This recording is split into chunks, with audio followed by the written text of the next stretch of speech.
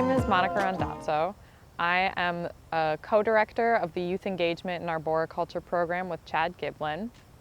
And the Youth Engagement in Arboriculture program is one which introduces kids to not only the environment around them, but also the field of urban forestry and arboriculture. The primary mission of YEA is to get kids connected with the green space that surrounds them every day and to remind them that they too carry knowledge about their environment.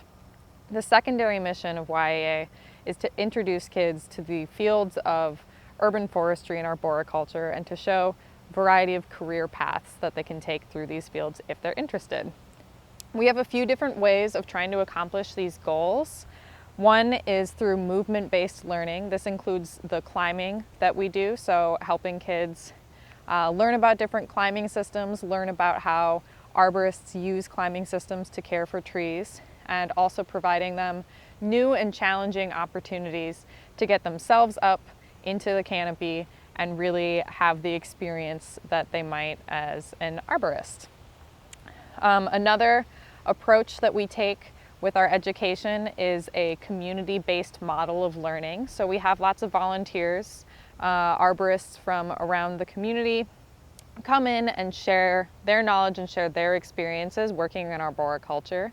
We'll have other urban foresters come through and share their experiences as well. And our staff will bring a variety of different backgrounds and experiences and ways of thinking to the education as well. And we prioritize the kids bringing their knowledge into what we're doing. So we want to have the experience of learning from them as much as they learn from us. Next, we also focus on environmental education. So this is primarily through experiential learning. So going through walks, going out into the environment and really talking through different ecosystems, talking through the function of trees in urban spaces. So some of the curriculum that we've developed, aside from just the climbing, is we developed field books to help students with individual and self-guided learning experiences.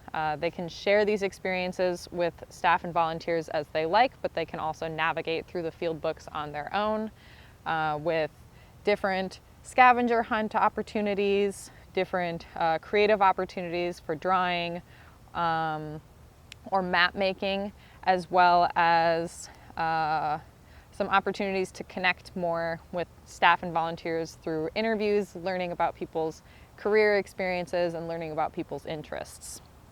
We also include lessons about tree risk assessment during climbing events. So all of the students will have an opportunity to talk through how to do tree risk assessment and talk through how to identify characteristics of trees that would either make them safe to climb or not safe to climb. We also will talk about tree biology and tree morphology. So we'll work on tree ID skills as well as understanding how different trees work differently in the environment.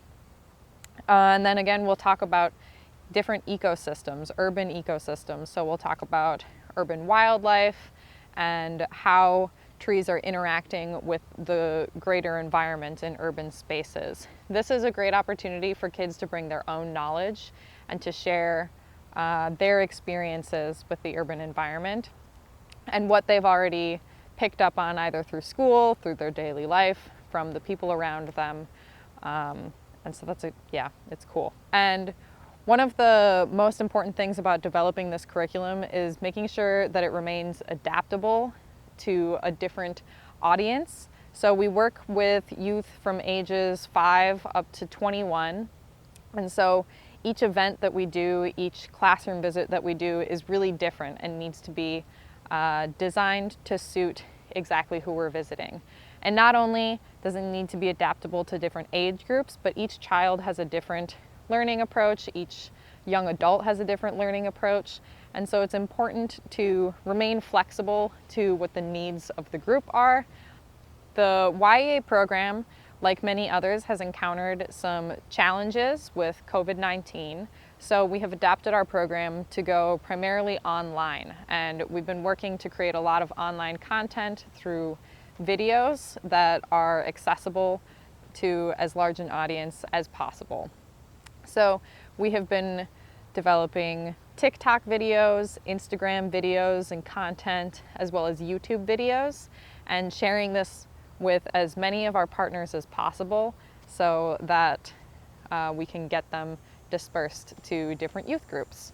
Some of these videos will be tapping back into our movement-based education. So we have yoga videos, we have some other forms of like physical activities, as well as we have some videos which are entirely educational, showing different arboricultural techniques. So if you're interested in doing more youth engagement through your work, then the recommendations that we would give from YA are primarily to remain adaptable, so keeping your program fresh and flexible to the audience, keeping it fresh and flexible so that on the day of you can adjust to whatever is really connecting with who you're working with. It's also important to try your best to understand who you're working with. So make sure to really be building relationships rather than just arriving with the knowledge that you bring. It's important to make youth feel heard and feel seen. And so a large part of youth engagement is listening, learning, and paying attention to the experiences of others. And finally, we would recommend to have fun.